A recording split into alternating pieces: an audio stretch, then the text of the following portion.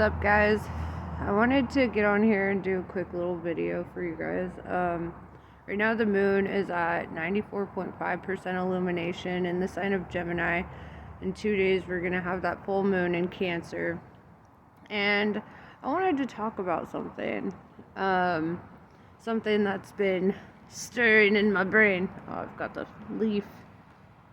My journeys. But yeah, so, a lot of the times we have like these deep soul connections, right? And we meet people and they incite like a lot of powerful emotions and those kinds of things in us. And there's like this feeling of like, I've known you forever.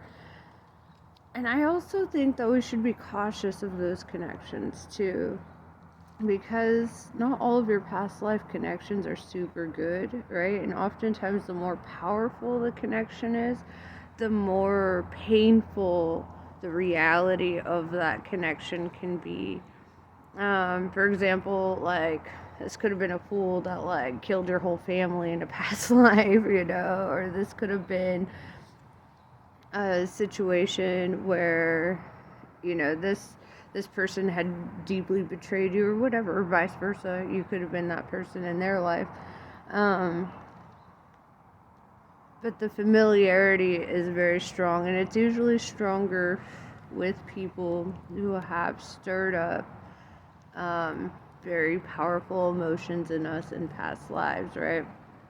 And oftentimes we feel it and we're like, oh, that's the butterflies, that's love, like that's, but like, let's look at the reality of your current connection with them. Like, is it a good connection? Do they ghost you? Do they talk bad on your name? Do they, like, pay attention to how they behave in this current connection, and it will give you kind of an insight to how you could have been connected in a past life, right?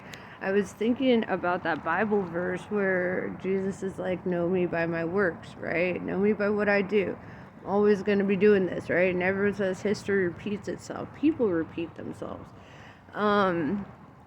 Like, I know for sure, Lana Del Rey, Jim Morrison, right? She is Jim Morrison. You cannot convince me that bitch is not Jim Morrison. I'm obsessed, okay, with both their asses. But there's like certain people that you meet, and like your history may not have been something that even like ended up on the books. It could have been, like it could have been, but pay attention to how these connections make you feel. It's like, pay attention to how you grow together in your connection. My sister in this life is like I feel a very strong bond with her. I feel very connected, and I know that in past lives we've been tight like that, right? Like, we're always, right? We could have been twins in a past life or some shit, like. And it's funny because it feels like we're kind of inseparable in a lot of ways. Like, 13, 14 years ago, almost, we lived together, and, then life pulled us apart, and then last year we lived together for a bit, and then life pulled us apart, and then I moved back in, and it's like, there are certain people, that you just feel like drawn to, right? And it's like, I could be a billionaire and I wouldn't be thinking, oh, I want to go get a house for myself. I'm like, no, I need a house big enough for my sister, her kids, my kids, like, we gotta figure all this out. We're just, and, like, pay attention to how you feel. And if you feel like somebody is super drawn to you and you feel like a pushback where you're like, you feel like you want to run away from them or whatever, you could have had a tumultuous marriage with them in a past life, And they could have been super in love with you, and you could have been a tumbleweed. You could have been like a sailor or some shit, like kind of in and out of their life, and they're just constantly like yearning for you, and you come back and you're always in this state of, well, I need to go, like, even though you care for them, right? Like, And I think, doing this past life regression in my own life has really helped me to build clarity on this. Even down to my own kids, I feel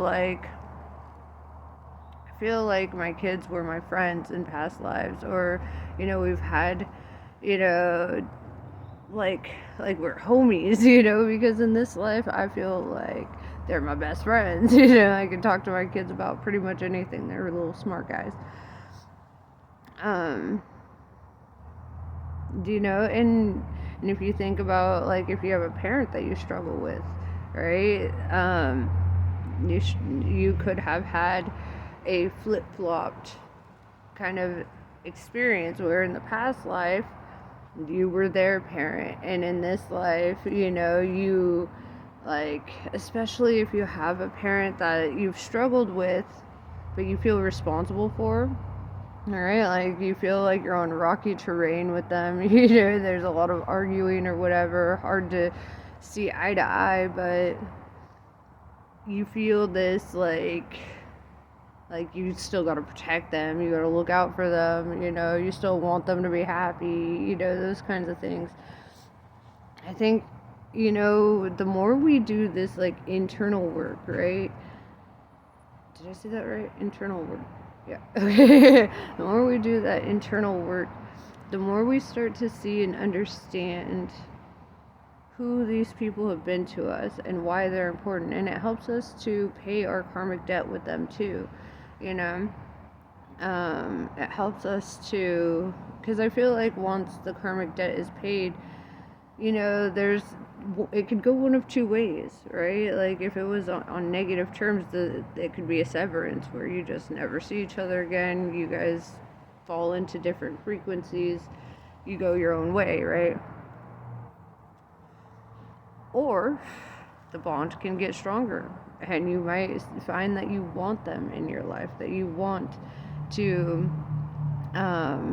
work on it and grow and do those kinds of things. It's very subjective, right? Who we're gonna work with and who we're not, right? Who we're cutting out, who we're building with, And there are some people that I honestly thought I would cut them off and never see them again, but I feel a sense of responsibility, or I love them, right? And it's like, even though there were things that needed to be resolved, doesn't mean that I'm done with them on a spiritual level. It's like they're still my soul tribe, even if that was like a hard thing, even if there was regrets or grudges or whatever. And I think, honestly, figuring this out, like, and kind of looking at it from, like, a bigger perspective, like going into retrospect, and not just looking at it from, like, your plain eye view, you get to understand just how deeply, these connections have affected you in past lives or whatever, and just how deeply you've affected other people. Like, there are some people who will meet you and they're just gonna hate you right off the bat. They're just gonna be like, man, fuck this fool. I'm not a fan, whatever. You probably did something fucked up to them. Like, and and if they cut you off, like, there's a place where you got to be graceful with it and understand that they did what they did because it was what's best for them, and maybe you're not what's best for them. Regardless of how you see yourself, the energy you've been in their life may not have always been the best, right? And it transcends time and space. The soul doesn't forget. The soul is energy. Energy can't be created nor destroyed. The soul is cognitive energy, right? It's conscious energy, I should say. Because even beings without a brain still feel, right? They still have sensory shit. They still understand things, and that to me is the soul, right? Like, there is a language between us all, and it was all our first language, And that is understanding, right? And it's just a sense of deep understanding. It's an unspoken language, like it's just no. Sorry, my lips are hella chapped. Winter be killing me this year. But yeah. Anyway, but like we're not here to try to get even or to try to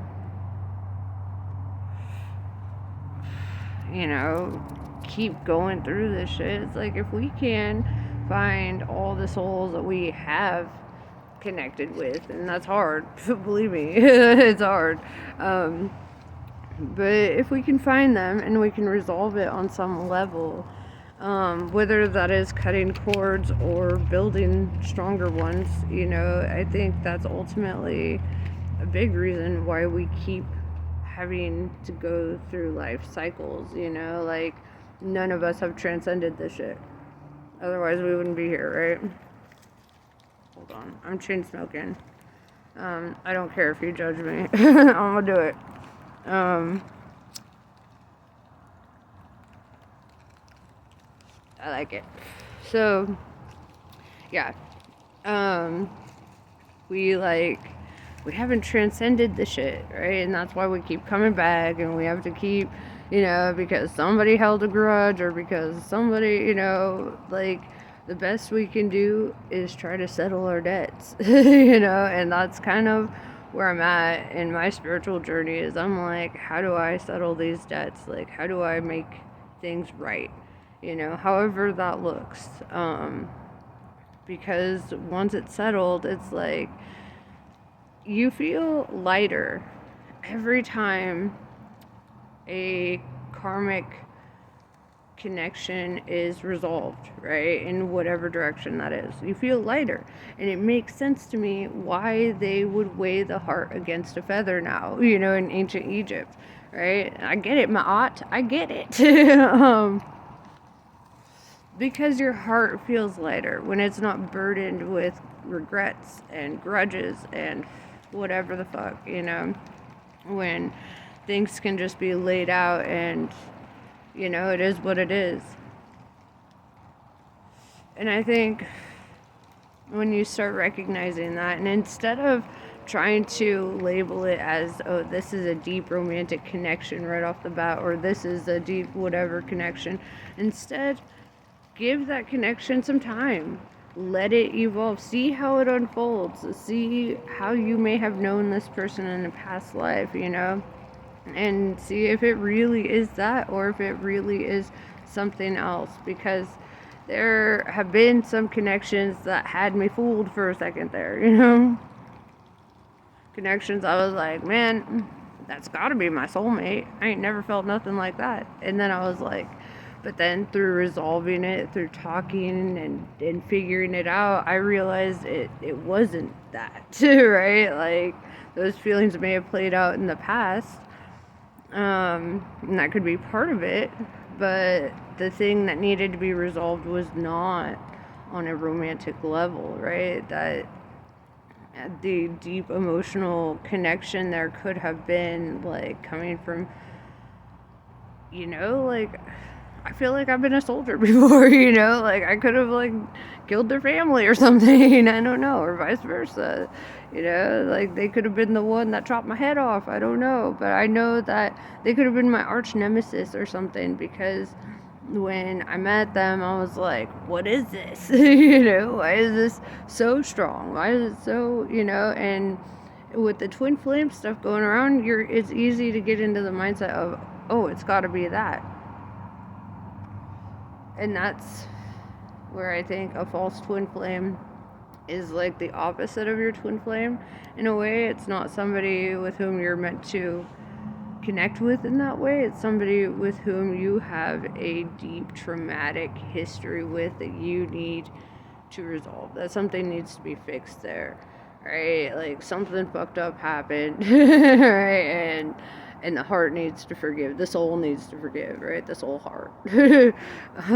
Because, our past lives didn't happen with these brains. So when the soul is relaying its memories, it comes through in dreams, it comes through cryptically, it comes through synchronicities, it comes through things like that. So I feel that, writing down your dreams is really helpful.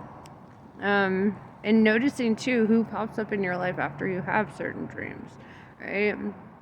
Like, really, like, for me, my entire life has been creating a map of understanding, right? And this is where we're at with it, right? This is where I've gotten to with that map. And I think, honestly, because I have tried so hard to like have like a normal kind of connection with people in the past, or tried, and I realized, I'm like, I don't think I've ever been that person who really like stuck it out and had those connections. Like, I could have been like a Buddhist monk or something. No, I wasn't a monk. I was like probably a samurai. I don't know. Yeah, like my whatever the case is, I could have been a pirate. I don't know. I have an affinity for the obscure, the taboo, I guess, if you will. Like, you will catch me hanging out with the riffraff because they're the fun ones, right? So I'm pretty sure I was a pirate or something, right? Fucking love boats and fishing, so it makes sense to me. So, like, but the deeper we get to understanding who we've been in the past life, like, the deeper we understand that, like, we don't need to be so quick to throw a label on these connections or to try to get what we want out of them, right? Because you might meet somebody and you're like, oh, I want to marry them, and that could be not the purpose of that connection, right? There could be a lot of growth and development, right? Like, if you were in a band with somebody and you traveled the world in a past life, and, of course there's going to be a strong bond there. Do you work as a couple? Probably not, right? Bandmates rarely do. So, I mean, look at Fleetwood Mac. Come on.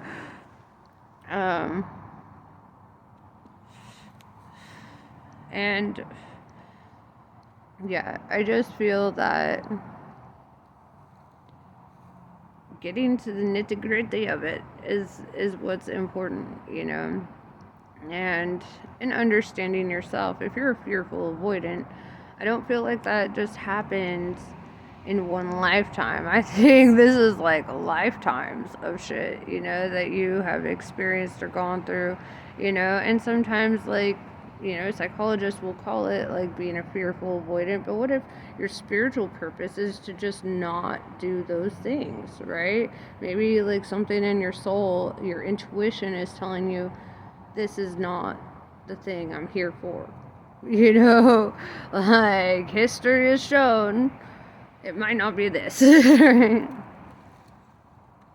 And I think that's important to understand, and to, like, why should somebody, like, have to adapt or evolve into what the rest of the world thinks is normal or whatever, right? Like, if somebody is just, they notice they have a history of things not working out like that, or, especially healers attract a lot of broken people, and then their discernment makes them step away from their connections, and maybe you're meant to enter people's lives to heal them. You're not really meant to be, that dynamic with them, and that's okay. Right?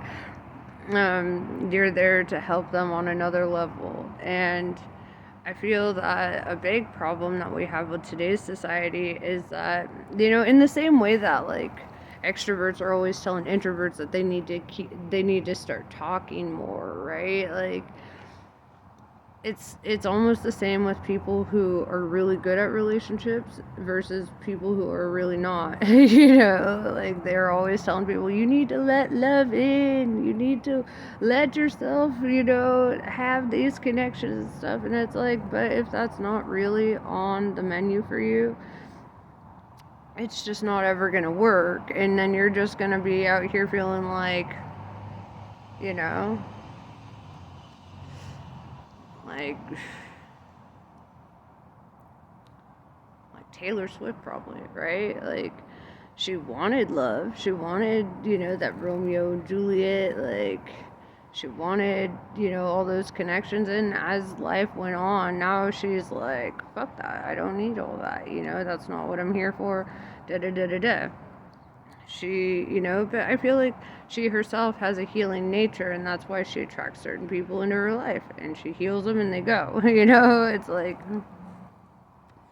I don't think that's anything to be shamed for. I think it's something that needs to be understood, in the same way that somebody who's introverted probably isn't going to become a public speaker, right? That's fine. That should be okay, right? Because that's just not the job that they were tasked with.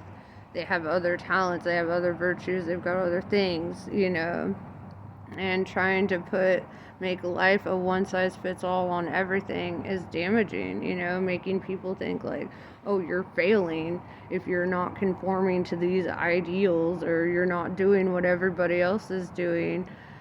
Fuck that, man. Fuck it. Yeah, that's pretty much what I have for you. I just wanted to do a little morning rant. I hope you guys have great holidays. Winter solstice was lit. Yule log's gonna be lit. Whatever you guys do. Hanukkah, Kwanzaa, all the things. Christmas. Whatever your gig is, I hope that you have a happy one. If you don't celebrate, I hope you have a happy not celebration, so yeah. Namaste, I love you guys, and I will see you on the next video.